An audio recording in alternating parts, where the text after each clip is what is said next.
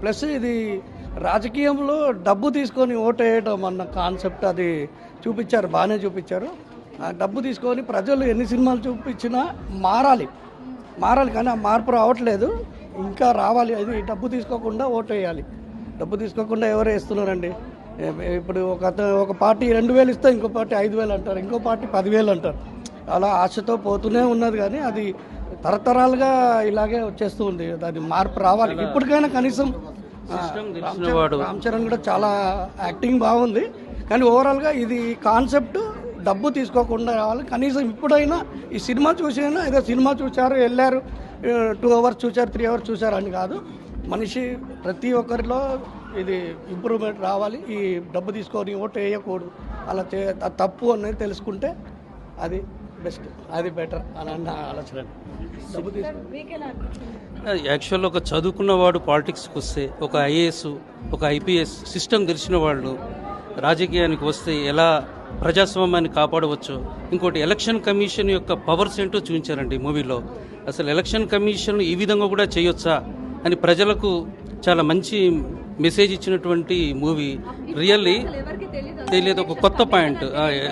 Election commission యొక్క values, తర్వాత ప్రజలు ఎలా ఉండాలి, ప్రజలు డబ్బు తీసుకుంటే ఎలా చేయాలి, డబ్బు తీసుకోకుంటే ఎలా చేయాలి అనేటటువంటిది రామ్ చరణ్ యొక్క డిఫరెంట్ వేరియేషన్స్లో అతని యొక్క యాక్షన్ హ్యాట్సప్ అండి. గుడ్ డైరెక్షన్ అండి, good direction and good message to the people.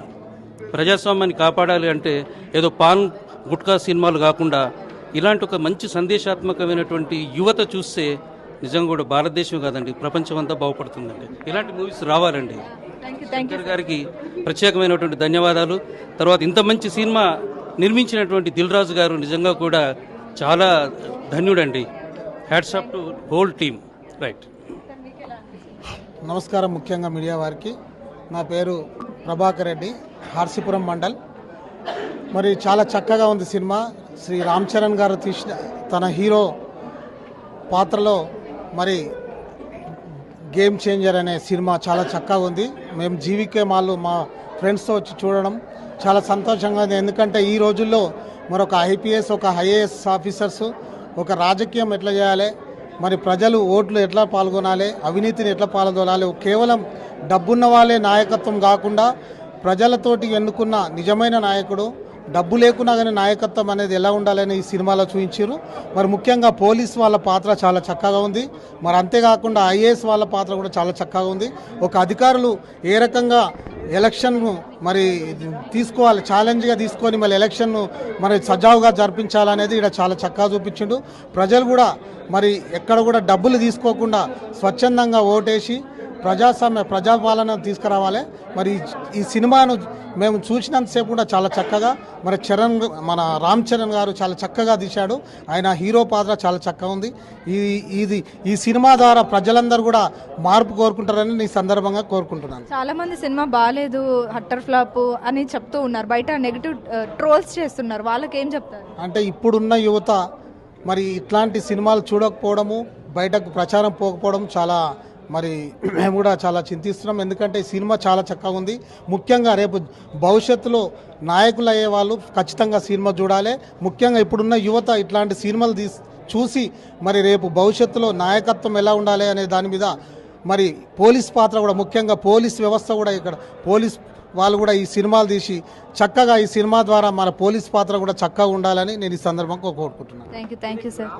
రాముడు కూడా ఇప్పుడు రామాయణంలో కూడా నెగిటివ్స్ ఎతకొచ్చండి. రామాయణం, మహాభారతం మనం ఎప్పటి నుంచో చూస్తున్నాం, తెలుసు అందరికీ.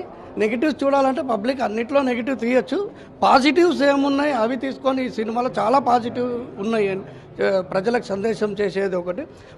ఒక పోలీస్ అతను చూడండి, ఈయనను తీసుకెళ్ళి ఆ వ్యాన్కి చేయి కట్టేస్తాడు. కట్టగానే ఆయన సీఎం అని తెలవగానే ఇమ్మీడియట్లీ మారిపోతాడు.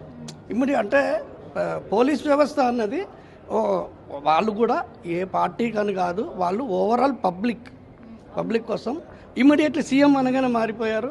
ఇది అనగానే అట్లా అది కూడా త్యాగాన్ని కూడా చూపించారండి. వాళ్ళ కష్టాలు, వాళ్ళ యొక్క నిజంగా కూడా వాళ్ళు ఎంత రామ్ చరణ్ ఫస్ట్ ఐపీఎస్లో ఉన్నప్పుడు పోలీసుల బాధలు ఏంటి, వాళ్ళ యొక్క రెస్పాన్సిబిలిటీ, వాళ్ళ యొక్క అవసరం ఏంటి అనేది చాలా బాగా చూపించారండి మూవీలో. పోలీసుల పాత్ర కూడా చాలా చక్కగా చూపించారు మేడం. Thank you. ముఖ్యంగా పోలీస్ వాళ్ళ పాత్ర, ఎందుకంటే ఏ రాజకీయ నాయకుని కూడా భయపడకుండా వారి పాత్రను చక్కగా పోషించారు. ఈ మెసేజ్ మరి మన రాష్ట్రంలో ఉన్న పోలీస్ వాళ్ళు కూడా చాలా చక్కగా దీన్ని పాటిస్తారని నేను అనుకుంటున్నాను. Thank you sir, thank you. So చూసారు కదా, అంటే పోలీస్ ఆఫీసర్స్కి స్పెషల్ స్క్రీనింగ్ వేశారు. వాళ్ళు ఇప్పుడే నాతో మాట్లాడారు, వాళ్ళ బైట్స్ తీసుకోవడం జరిగింది. చెప్తున్నారు వాళ్ళు సినిమా చాలా బాగుంది, అసలు నిజంగా మేము ఒక పోలీస్ ఆఫీసర్స్గా గర్వపడుతున్నాం.